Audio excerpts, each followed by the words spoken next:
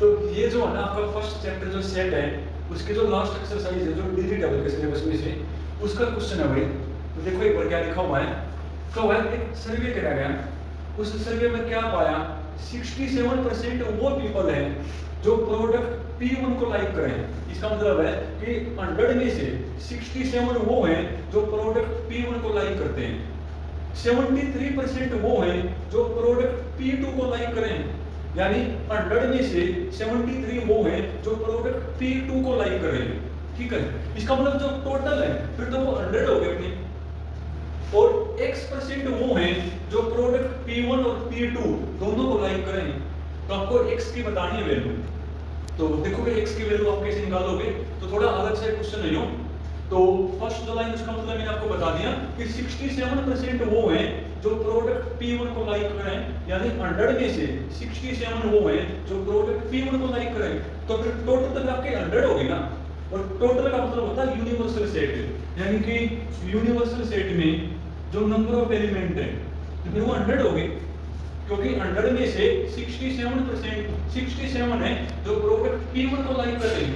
तो टोटल फिर आपके 100 हो गए, और टोटल का मतलब होता है यूनिवर्सल सेट, और यूनिवर्सल सेट में कितने एलिमेंट होंगे 100। अब 67 वो हैं जो प्रोडक्ट P1 को लाइक कर रहे हैं, और जो प्रोडक्ट P1 को लाइक करते हैं ना वो मैंने P1 सेट से लिख लिए।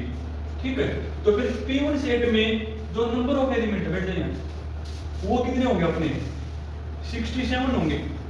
73 वो हैं जो प्रोडक्ट P2 को लाइक करते हैं, तो प्रोडक्ट P2 को लाइक करने वाले मैंने P2 सेट से लिख लिए। तो फिर P2 सेट में जो नंबर ऑफ एलिमेंट है वो 73 होंगे, और X% वो हैं जो both P1 and P2 both का मतलब इंटरसेक्शन, यानी दोनों की इंटरसेक्शन में कितने एलिमेंट होंगे वो होंगे आपके X। और आपको X की क्या बतानी है, वैल्यू बतानी है। तो ये थोड़ा अलग सा है भाई, और अलग सा होने का मतलब है इसमें प्रॉपर्टी यूज होंगी अपनी।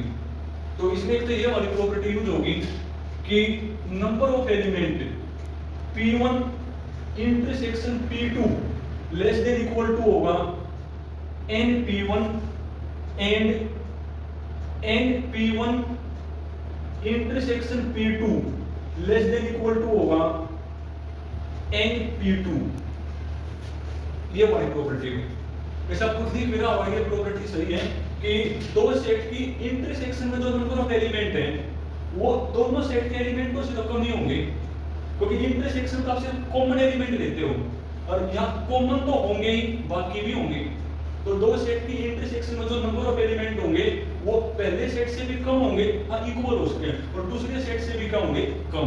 ये चीज को यहाँ कम समझ आवा है कि भाई यहाँ सिर्फ कॉमन एलिमेंट है, या कॉमन तो है बाकी भी है। तो दो सेट की इंटरसेक्शन में जो एलिमेंट है वो पहले सेट से भी कम होंगे या इक्वल, और दूसरे सेट से भी कम होंगे या इक्वल। अब रखो ये वैल्यू इंटरसेक्शन में X less than equal to P1 में भाई 67 एंड इंटरसेक्शन में X less than equal to 73। अब दो चीजों के बीच में देखो एंड आया हुआ है, तो बेस बताना था कि दो चीज के बीच में एंड है तो सॉल्यूशन वो होगा जो यहाँ भी होगा यहाँ भी होगा। अब सोचो कौन है जो यहाँ भी है यहाँ भी है।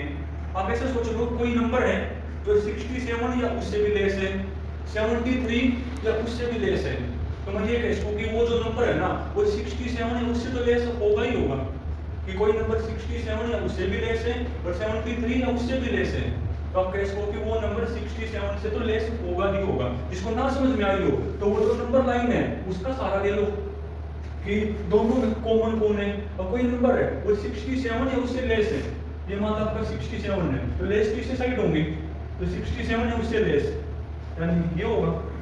अब 73 या उससे लेस, यहाँ पर मान लो आपका 73 है तो कोई नंबर 73 या उससे लेस, और जो दो बार डार्क होगा यानी ऊपर भी होगा नीचे भी, दो बार डार्क आपका देखो ये हुआ है यहाँ भी ये यहाँ भी, यानी यहाँ से क्या बनेगा कि X less than equal to 67।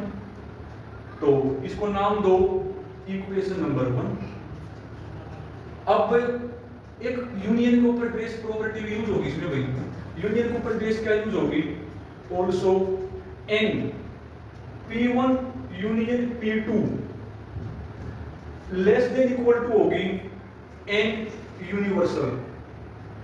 कि दो सेट की यूनियन में जो एलिमेंट होंगे वो यूनिवर्सल से तो कम ही होंगे, इक्वल। अरे यूनिवर्सल में तो सब कुछ है, वैसे भी हमने पढ़ा यूनिवर्सल जो सबसे बड़ा सेट हो अपना, पर वो यूनियन से तो मतलब वो तो उससे छोटी होगी, ठीक है। तो एक ये प्रॉपर्टी। तो अब इसका फॉर्मूला मैंने आपको अभी भी बताना कि एन ए यूनियन बी का क्या फॉर्मूला है, N A N P one plus N P two minus N P one intersection P two less than equal to number of element in universal. अब रखो P1 में कितने element हैं, 67, P2 में 73, intersection में x less than equal to universal में 100 आपके भाई। तो अब करना सोल्व, या शायद आपका बनेगा 140 बनेगा, तो 140 minus x less than equal to 100। अब x निकालना तो x को इस साइड 100 को इस साइड, तो 140 में से 100 का तो 40 x यानी ग्रेटर देन इक्वल टू आएगा 40, इसको नाम दो इक्वेशन 2।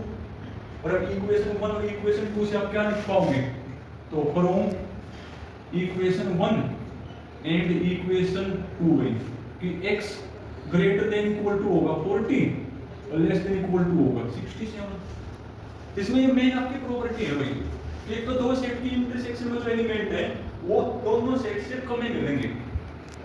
एक जो यूनियन है उसमें सब कुछ होता है, पर वो यूनिवर्सल से बड़ी नहीं हो सकती, यूनिवर्सल ही ज्यादा बड़ा होगा। तो ये कहिए तो या x की वैल्यू 40 या 40 से बड़ी और 67 उससे क्या होगी लेस। रोक दें।